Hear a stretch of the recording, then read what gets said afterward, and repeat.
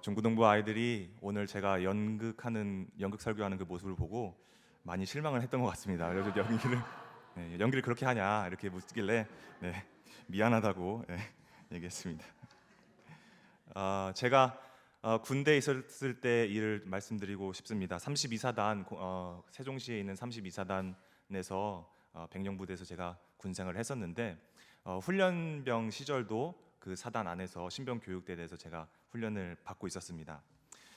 시간이 지나서 제가 참 군인이 되어 가고 있는 그 과정에 절대로 이거는 좀 안 왔으면 좋겠다, 이건 좀 안 했으면 좋겠다 싶은 게 딱 한 가지 그 훈련이 있었는데 바로 화생방 훈련이었습니다.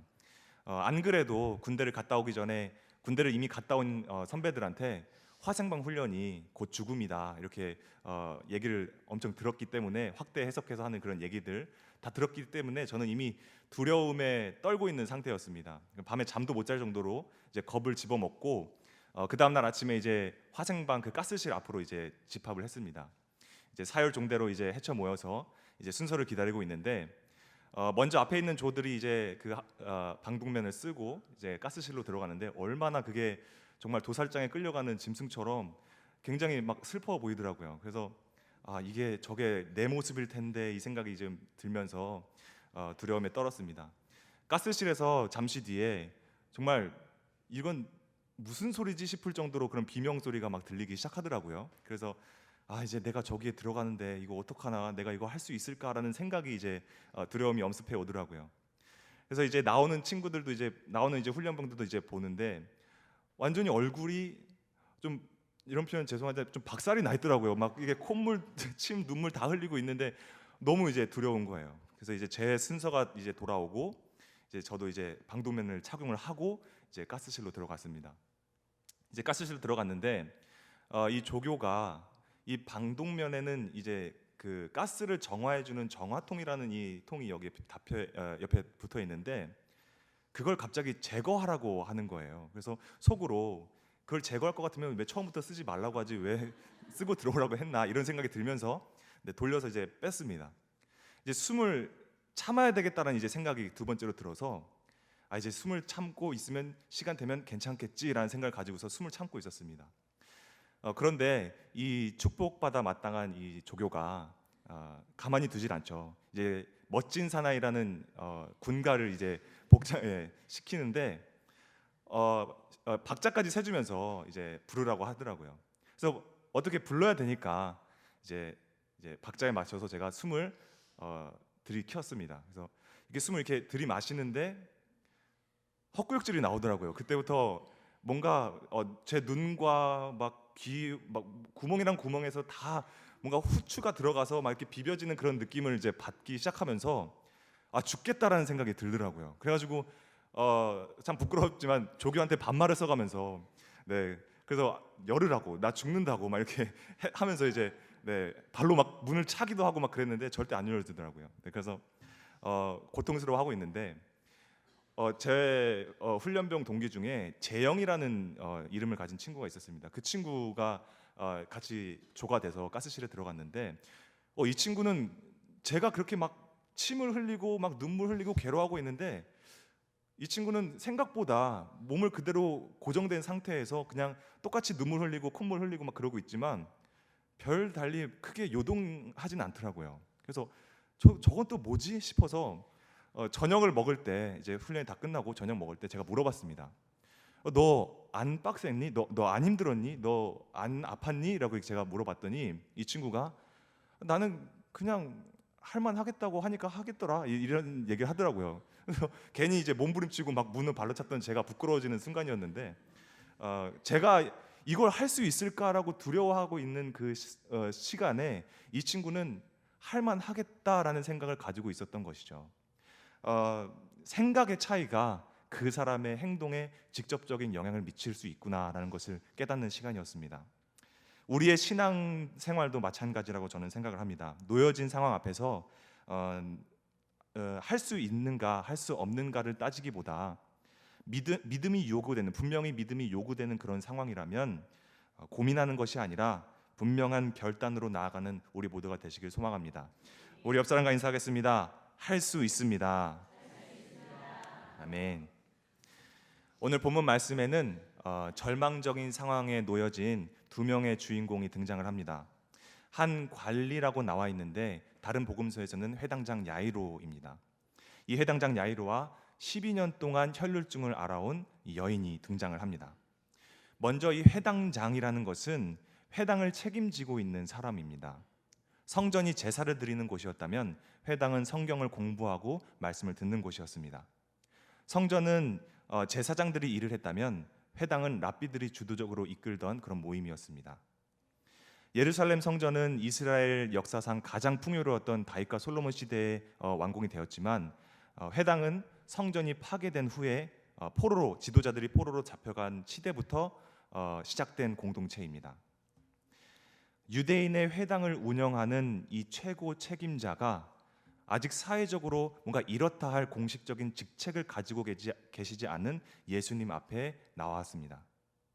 게다가 많은 사람들이 보는 앞에서 자신의 지위나 주변의 시선 따위는 신경 쓰지 않고 마태의 집에서 식사하고 계신 예수님 발 앞에 엎드려서 자기의 어린 딸, 자기의 죽은 딸을 살려달라고 간청합니다.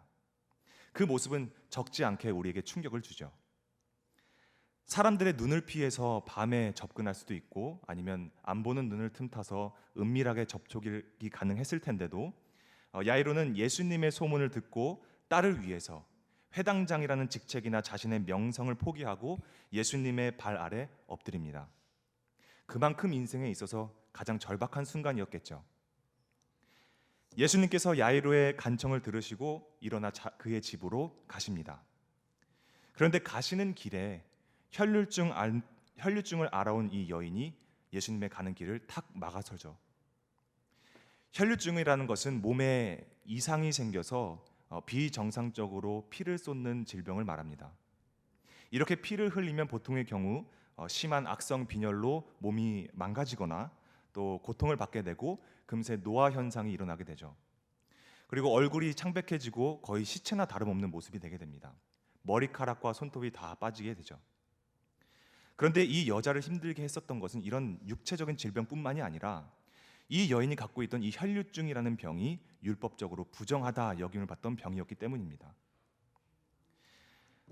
레위기 15장에 보면 이 유출병, 혈류증이라는 것을 부정한 병으로 치부를 합니다. 그래서 누구든지 그와 함께 눕던지 그와 함께 앉던지 그와 함께 접촉하는 자도 똑같이 부정하게 되었고 그 부정한 사람은 목욕을 하고 빨래를 했어야만 했습니다. 그렇다라는 것은 이 부정한 여인 곁에 아무도 있을 수 없었다라는 것이죠. 문제는 이 여인이 병을 앓는 기간이었습니다. 12년입니다. 12년이라는 세월은 그녀를 철저하게 사회에서 멀어지게 했습니다. 자신의 몸이 고통받는 것도 충분히 힘들고 괴로웠을 텐데 사람들에게 종교적인 죄인으로 여김을 받습니다. 그렇게 살아가야 하는 그녀는 어떻게 해서라도 병이 나아야겠다라는 절박함이 있었습니다. 마가복음에 보면 이미 이 여인은 이 치료를 받기 위해서 수많은 진료를 받습니다. 그러나 병이 낫기는커녕 오히려 악화되고 자신의 재산을 다 탕진해버리는 상태에 이르게 되죠. 그런 후에 예수님을 만나게 되는 것입니다. 이 여인 역시 굉장히 매우 절박합니다. 여기에 공통점이 있죠. 회당장 야이로와 혈류증을 앓는 여인의 공통점은 바로 절박함과 예수님에 대한 믿음입니다. 이 두 사람은 인생에 있어서 가장 중요한 문제인 죽음에 직면한 절박함에 놓입니다. 한쪽은 정말 죽은 딸을 살리고 싶었고 한쪽은 정말 죽은 것이나 다름없는 이 죽음과도 같은 삶에서 벗어나고 싶었을 것입니다. 그리고 또 하나의 공통점은 이 두 사람에게는 자신의 절박한 처지를 해결해 줄 수 있는 답이 예수님이라는 그 공통된 믿음이 있었습니다. 오늘 우리도 이 절박한 문제를 누구에게 가져가야 하며 어떻게 풀어야 하는가에 대한 선택을 우리는 해야 합니다. 야이로와 이 여인은 이 죽음이라는 문제를 예수님이 해결해 주실 수 있다는 믿음으로 주님께 찾아옵니다.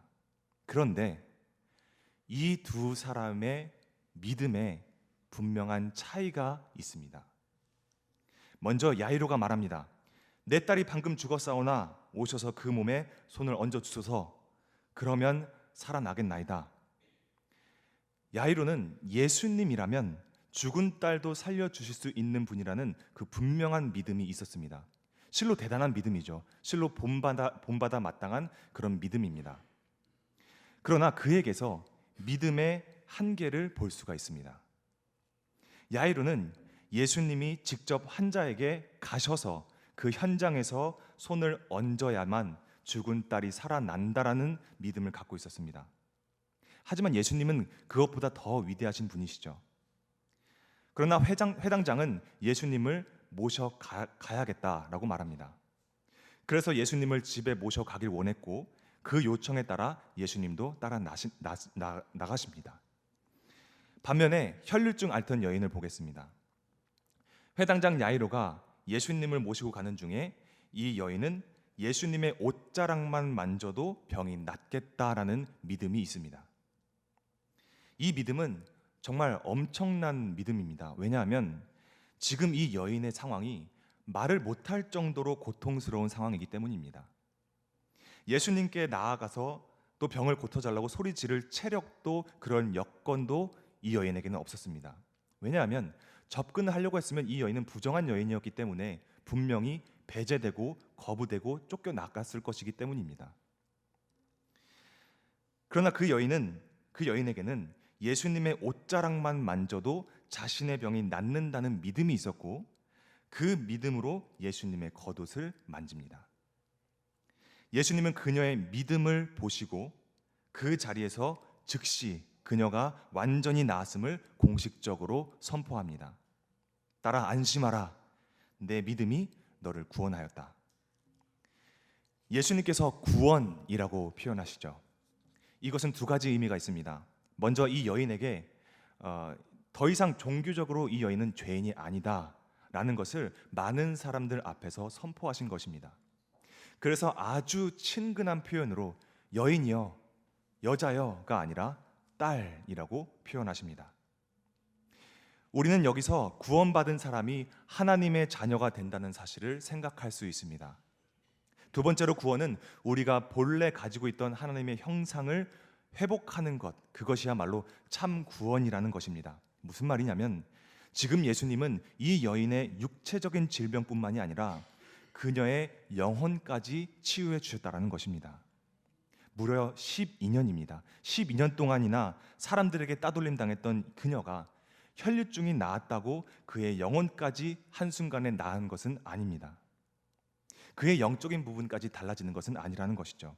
갑작스럽게 육신은 치료받았지만 여전히 낮은 자존감과 오랫동안 가져왔던 죄책감은 남아있을 것입니다.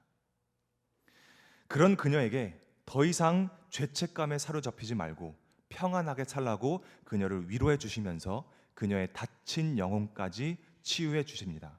그래서 완전한 새 사람으로 변화시켜 주십니다. 그렇습니다. 예수님은 우리의 믿음 하나만으로 그 믿음 이상의 것을 이루어 주시는 분이십니다. 오늘 우리의 믿음은 어떻습니까? 회당장 야이로는 자기의 사회적 지위와 위치를 다 내려놓고 예수님께 엎드림으로 나아갑니다. 간절한 만큼 믿음도 있었을 것입니다. 하지만 분명한 한계가 있었죠. 바로 자기의 신앙의 틀에서 벗어나지 못했다라는 점입니다. 예수님이 내 딸을 살려주실 거라는 확실한 믿음이 있었지만 예수님이 어떤 분이신가에 대해서는 정작 잘 알지 못했습니다. 일단 내 딸을 살리려면 내 딸을 보고 가서 만져주시던지 어떻게 해야지라는 생각을 가지고 예수님을 모셔갔다는 것. 오늘 설교 제목이 만약 나라면입니다. 만약 여러분이라면 어떻게 반응하시겠습니까? 나에게 이런 기가 막힌 일이 일어났을 때, 이런 절박한 상황이 일어났을 때 나도 야이로처럼 그러지 않을까? 내가 혈류증 앓던 여인처럼 그렇게 할 수 있을까라는 생각을 먼저 하는 것이 우리의 모습일 수도 있습니다. 그렇다는 것은 아직도 저를 포함해서 우리 모두가 예수님을 어떤 내 상식 안으로 모셔가려는 시도가 있을 수 있다는 것이죠. 우리는 예수님을 아주 잘 믿기는 믿지만 어쩌면 아직 내 상식이라는 선 안에서 믿고 있지는 않은지 점검할 필요가 있습니다. 저는 오늘 예수님께서 회당장 야이로의 집으로 가시는 그 길에 혈류증 앓던 여인을 만난 것이 결코 우연이라고 생각되지 않습니다.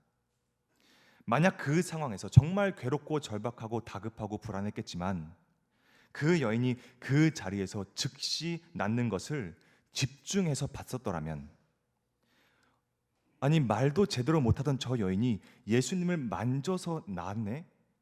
저 여인의 믿음이 보통이 아니구나. 예수님은 내가 생각했던 것보다 더 위대한 분이시구나 라는 것을 깨닫지 않았을까요? 그래서 그 자리에서 예수님, 말씀만으로 내 딸이 나을 것입니다 라고 고백하지 않았을까요? 여러분, 누구나 예수님 앞에 엎드릴 수 있고 또 누구나 예수님을 잘 믿는다라고 말할 수 있습니다. 그런데 정말 중요한 건 내 믿음으로 만든 내 예수님이 아니라 내 믿음으로 나아갈 길을 알려주시는 예수님을 믿는 것, 내 상황에 맞는 예수님을 믿는 것이 아니라 내 상황을 만들어 가시는 예수님을 만나는 것, 내 신앙의 상식 영역 이상의 정말 비교할 수 없는 곳에서부터 나를 주관하시는 예수님을 믿는 사실에서부터 우리의 믿음은 시작되어야 합니다. 내 앞에 주어진 문제들, 그 절박한 상황들, 그것들을 예수님 앞에 가져오는 것은 정말 중요하고 매우 위대한 일입니다. 그런데 예수님 앞에 가져왔으면 이 문제는 이제부터 예수님께 온전히 맡긴다는 뜻 아니겠습니까? 하지만 우리가 자꾸 야이로처럼 예수님, 물론 예수님께서 문제를 해결해 주실 수 있다는 믿음이 저에게 있습니다만 이렇게 저렇게 해결해 주시면 제 일이, 제 문제가 해결될 줄 믿습니다 라고 자꾸만 그 상황 안에, 나에게 주어주신 그 상황 안에 나의 상식을 버무리듯이 추가한다면 예수님은 우리가 온전하게 예수님께 맡길 때까지 기다리십니다. 지금 그 문제와 지금 그 상황에 대해 나의 수단들을 다 포기하고 내가 아닌 예수님이 이끄시는 대로 따라가겠다는 그 결단이 있을 때 예수님은 역사하십니다. 오늘 우리가 이 혈류증 앓던 여인과 같은 믿음을 기억했으면 좋겠습니다. 철저하게 배척당하고 사실상 죽은 것이나 다름없던 그 삶 속에서 오로지 예수님이어야만 하는 그 믿음이 그 여인을 구원했고 또 예수님께서 자녀로 삼아주시는 그 내 딸아라고 그런 불림을 받는 그런 놀라운 일이 그 여인의 삶 가운데서 일어납니다.